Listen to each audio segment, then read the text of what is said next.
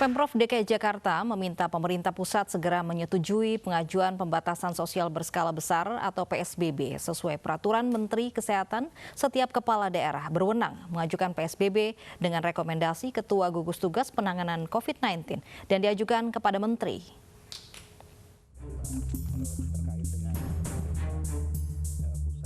Dalam rapat terbatas bersama Wakil Presiden Ma'ruf Amin, Gubernur DKI Jakarta Anies Baswedan telah mengajukan izin pemberlakuan pembatasan sosial berskala besar.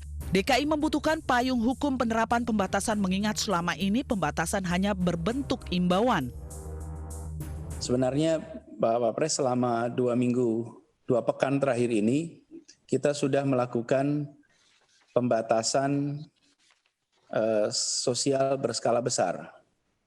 Karena itulah mungkin kita ke depan akan bisa melakukan pengetatan lagi, Pak. Dan juga dari sisi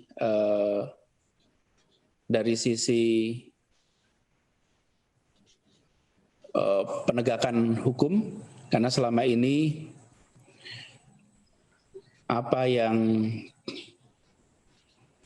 yang kita kerjakan itu belum berbentuk peraturan yang mengikat, sifatnya himbauan.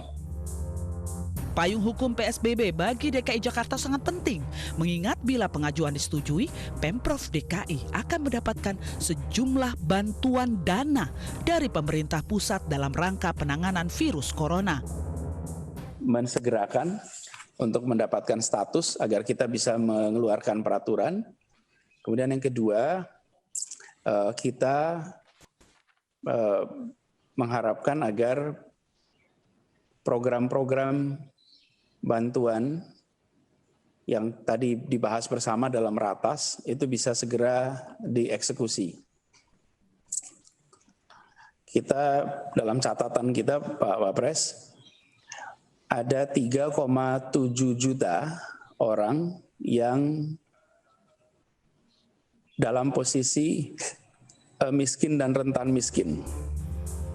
Tak hanya itu, dengan payung hukum PSBB, maka Pemprov DKI berpotensi mendapatkan dana bagi hasil dari pemerintah pusat. Sesuai catatan Pemprov, pemerintah pusat khususnya Kementerian Keuangan memiliki piutang sebesar 5,1 triliun kepada Pemprov DKI Jakarta. Sementara sesuai Permenkes nomor 9 tahun 2020 tentang pedoman pembatasan sosial berskala besar untuk percepatan penanganan virus corona, kepala daerah bisa mengajukan izin pemberlakuan PSBB kepada Menteri dengan rekomendasi Ketua Gugus Tugas Percepatan Penanganan Virus Corona.